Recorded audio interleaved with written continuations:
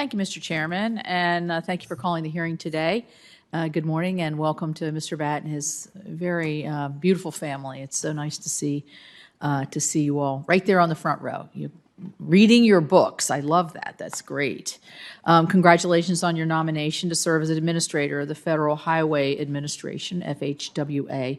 And I appreciate the frank conversation that we had yesterday in my office, and thanks for spending so much time with me.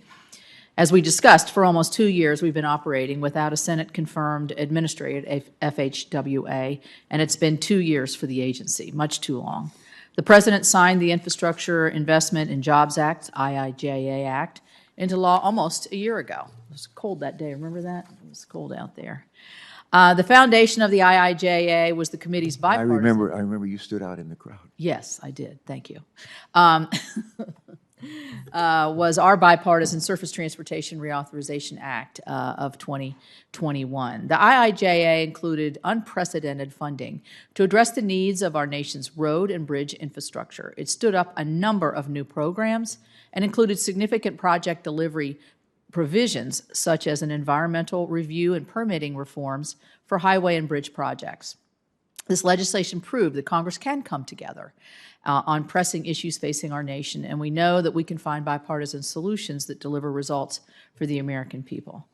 The staff at FHWA has been working hard to implement the IIJA, but there's still a lot of work to be done in order to ensure that funding gets out the door, shovel-ready, and worthy projects move forward, and the law is implemented as Congress intended. As we mentioned yesterday, time is money, and in this inflationary times, it's become, I think, much more of a challenge with supply chain issues as well.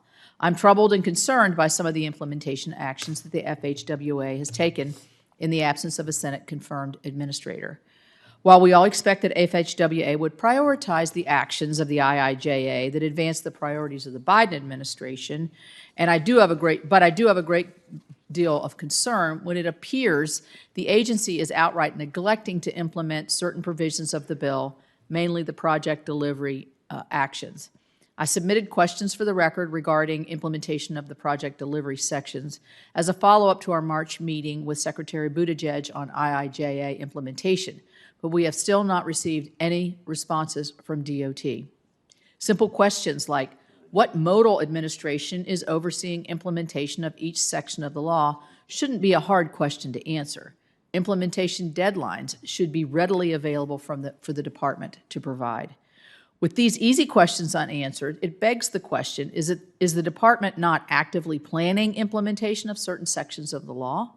This question is even more pressing as FHWA took it a step further by prioritizing the implementation of policies that were purposely left out of the law. This was the subject of our hearing with, for me anyway, with Secretary Buttigieg. We have seen this carried through in numerous guidance memorandum, beginning with the December 16th FHWA memorandum to staff entitled, quote, Policy on Using the Bipartisan Infrastructure Law Resources to Build a Better America. And then in programmatic guidance documents from the National Highway Performance Program, the Surface Transportation Block Grant Program, and the PROTECT Program, just to name a few. Among those other items, these guidance documents encourage recipients of highway formulas to flex funding into transit investments. It discourages states from moving forward with projects that add highway capacity. It imposes a one-size-fits-all approach by discouraging transferring program funds to where they're needed most, which was a flexibility that was intentionally built into the law to ensure that the state's unique needs can be met. You know, as a former state administrator in 2 different states, state flexibility is crucial to ensure that our transportation network can successfully meet the needs of all of our constituents. I invite you and anyone from the department, and we talked about this, to travel to my home state so that you can fully understand that these policies are not going to solve our some policies are not going to solve the transportation problems that we have in the state of and in the mountains of West Virginia. While I have been told repeatedly that these are just guidance documents, my frustration is building when I consider the time that limited staff at the department and FHWA are devoting to such documents instead of implementing the law in its entirety. In July, the West Virginia Department of Transportation received a letter encouraging them not to transfer from one program to another, 3 months after the agency had approved the transfer. So let me reiterate the last part. The transfer had already occurred under an approval 3 months before, and then they were notified 3 months afterwards that to be discouraged, that behavior is to be discouraged. I'm also hearing about a lack of responsiveness from FHWA and inconsistency in responses from division offices across the country, another issue that we talked about in my office. Recipients of funding are looking for consistent direction from FHWA that adheres to the law. If this does not happen, we run the risk of this investment not being fully utilized and the goals of the legislation not being fully realized as inflation adds urgency to maximizing this historic investment. It is time that the FHA stop spending limited staff resources on what the political appointees' wish list is, and that instead focus these resources on implementing what is actually in the law. The entire law that the Congress negotiated and passed with strong bipartisan support and that the President signed.